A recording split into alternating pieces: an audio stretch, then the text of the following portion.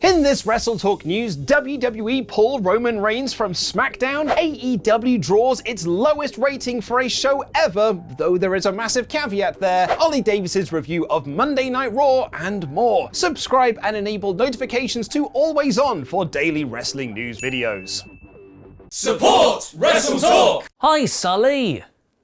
Over the weekend, at a house show in Trenton, New Jersey, Roman Reigns cut a promo where he said, "I honestly don't know if I'll be back here again." This sparked some speculation from fans that Roman could be winding down his time with WWE, but it was later reported by Dave Meltzer that Reigns had simply instead signed a new deal with the company that would allow him to work less house show dates, or at the very least, much less than the number he's doing right now. Sean Ross Sapp over at Fightful Select clarified that this means Roman will be doing less shows in smaller towns like Trenton, New Jersey. Sorry, Trenton, New Jersey, I guess you don't matter anymore. But he is still factored into WWE's creative plans moving forward. And we're now seeing the effects of this new deal, as WWE have quietly pulled Roman Reigns from house shows throughout July and August, with his last advertised date being June 19th. What's interesting about this though is that he's also been pulled from the advertising for the SmackDown tapings in those same months, but he is still advertised for both Money in the Bank on July 2nd and SummerSlam on July 30th.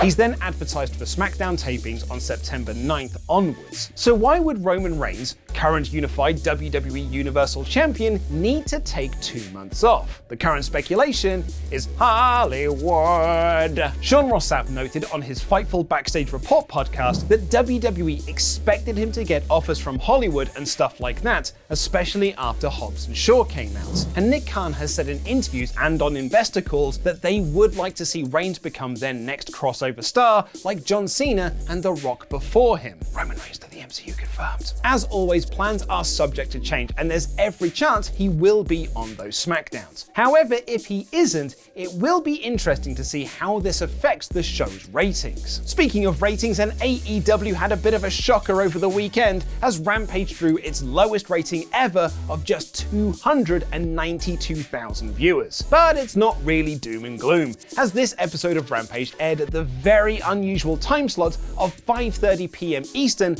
and 2:30 p.m. Pacific, as there was a schedule conflict with the NBA playoffs. The last 10-week average for Rampage is 488,000 viewers, which is slightly below the 500,000 viewership that TNT reportedly expected the show to do. Now, I'm sure you don't need me to tell you this, as you all had it in your calendars, but recently it was the 10-year anniversary of Brock Lesnar guy reacting to John Cena returning as the Doctor of Thugonomics to cut a rap-type promo on The Rock ahead of their WrestleMania once-in-a-lifetime match. I hope you celebrated in all your usual ways. I got Ollie's mum a card like I always do. And to celebrate that anniversary, WWE edited that 10-year-old reaction clip into the promo video for Happy Corbin versus Madcap Moss from last Sunday's WrestleMania Backlash. Brock Lesnar guy comically tweeted in confusion about this old clip being recycled 10 years later. And if this trend continues, expect to see Ms. Girl make her return to video packages in the weeks to come. And now, hot tag to Ollie Davis. Now it's time for my review of the Raw after Mania.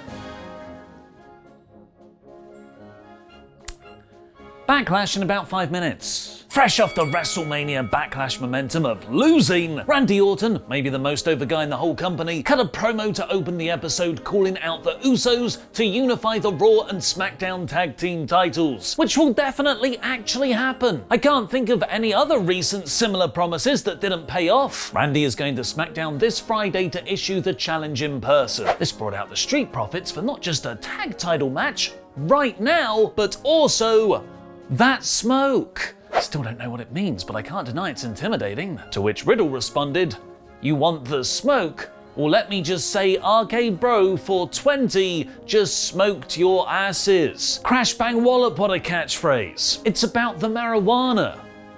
which is a drug. But with the Usos storyline so obviously the direction, this match could never make you believe a title change was going to take place right. Oh my god, Riddle has just accidentally taken out Randy and Montez Ford hit a frog splash on him. They had a fantastic opener which somehow made me believe the Street Profits might actually win, which made Riddle's spectacular RKO counter off Ford's second frog splash for the finish even more impressive. Orton looked like the proudest older bro. The next section of the show was neatly woven around vampire enthusiast group Judgment Day, who came down to the ring in full force next. There was the standard cheap heat on your local hometown, effective but kind of beneath the awesomeness of this act, and a pretty generic "You People" promo from Rhea Ripley to explain her turn, complete with fans selling her autograph on eBay Live.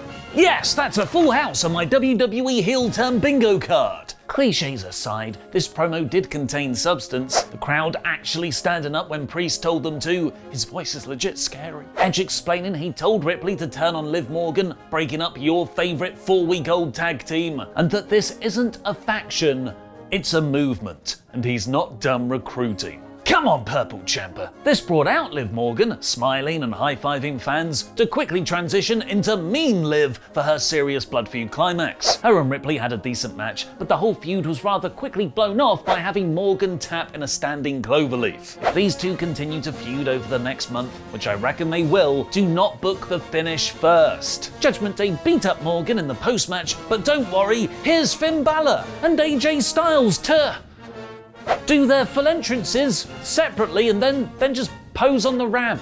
Liv's getting her legs broken, guys.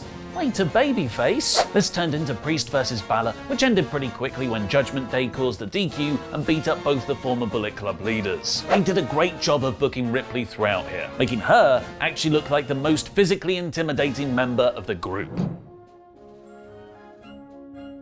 Thanks for your support on Patreon. He's no jackass Dano, and the roller coaster Robert Acosta. You too can get your own shout out by going to patreon.com/WrestleTalk.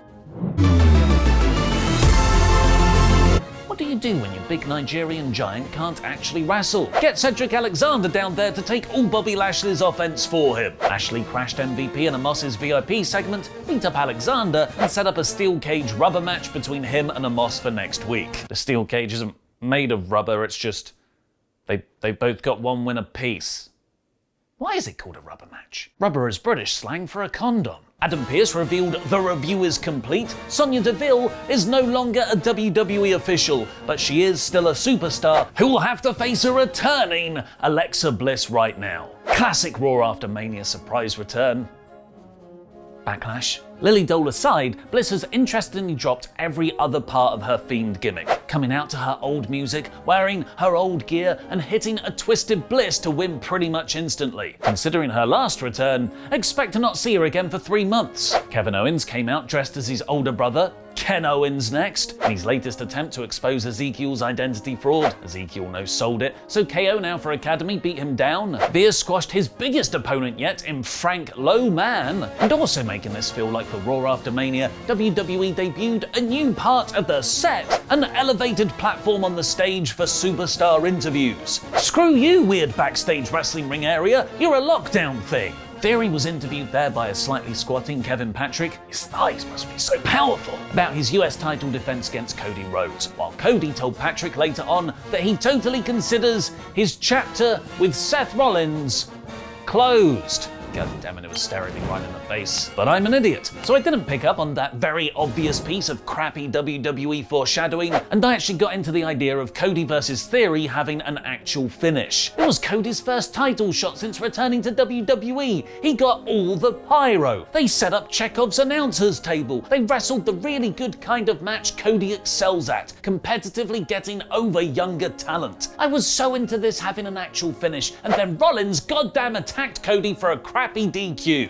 Genuinely annoying me on a I hate WWE level, not the intended, ooh, Seth's such a bad guy kind of way. Seth stomped Cody on the commentary table, probably setting up Cody versus Seth 3 in Hell in a Cell. Nikki ASH got cocky and cost her new team with Doudrop a match against Sasha Banks and Naomi. Then The Miz came down in a referee's shirt, which was very confusing, as it felt like he was going to referee an impromptu Doudrop versus Nikki match, when in fact it was something that made only marginally more sense. Him special guest refereeing Ali versus Ciampa, a feud that hasn't been referenced by anyone beyond Ciampa's quick attacks at the end of other people's segments. Ciampa looked great here, wrestling really viciously. Miz slow counted Ali, and then fast counted Ciampa for him to win. At least Ciampa won, even though he is a total background player in other people's feuds. R-Truth served Reggie with divorce papers, and Tozawa ran away before the same could happen to him, and the main event was a championship contenders match between Asuka and Bianca Belair. Well, we all know the rules mean Asuka needs to lose this match to get a title shot later on.